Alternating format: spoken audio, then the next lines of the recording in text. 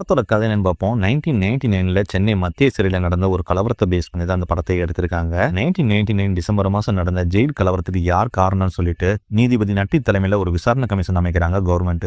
நட்டியும் கலவரத்துல சம்பந்தப்பட்டவங்கள ஒவ்வொருத்தரா விசாரிக்கிறாரு.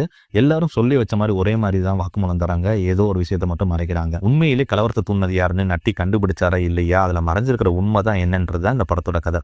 இந்த படம் எப்படி இருந்துச்சுன்னா, ஜெயில பிரிசன் பிரேக் எப்படி இருக்குன்னு சொல்லிட்டு ஏற்கனவே கமல் சார் மகாநதி, விரும்மாண்டின்னு 2 படம் எடுத்திருக்காரு. அதுக்கப்புறம் வெற்றிமாறன் அந்த லைஃப் எப்படி இருக்குன்னு சொல்லிட்டு வடச்சென்னையில காமிச்சிருப்பாரு. இந்த படம் இந்த 3 படத்தையும் கலந்து எடுத்த மாதிரி தான் இருந்துச்சு. ஃபர்ஸ்ட் ஹாஃப் ஃபுல்லா விரும்மாண்டி ஸ்டைல்ல இன்ட்ரோகேஷன் ஸ்டைல்ல தான் படமே போகுது. ஃபர்ஸ்ட் ஹாஃப் கொஞ்சம் இடையில லேக் அடிக்க தான் செஞ்சுச்சு. அதனால ஃபர்ஸ்ட் ஹாஃப் நல்லா இருக்கா நல்லா இல்லையான்னு கேட்டா கொஞ்சம் மிக்ஸ்டு ஃபீலிங்கா தான் இருந்துச்சு. செகண்ட் ஹாஃப் ஃபுல்லாமே ஜெயில் கலவரம் தான். அதனால கொஞ்சம் இன்டென்ஸாவே போச்சு படம். அப்புறம் விரும்மாண்டி படத்துல கிளைமேக்ஸ்ல வர கர்ப்பகாரம் விட்டு சாமி வெளியேறுதுன்னு சொல்லிட்டு ஒரு சாங் வரும். அதே மாதிரி இந்த படத்துலயும் கிளைமேக்ஸ்ல அனிருத் வாய்ஸ்ல ஒரு இங்கிலீஷ் சாங் ஒன்று வருது. ஆனா விரும்மாண்டி படத்துல அந்த பாட்டு அவ்வளவு எஃபெக்டா இருக்கும். இந்த படம் அந்த ஃபீல் கொடுக்கவே இல்லை.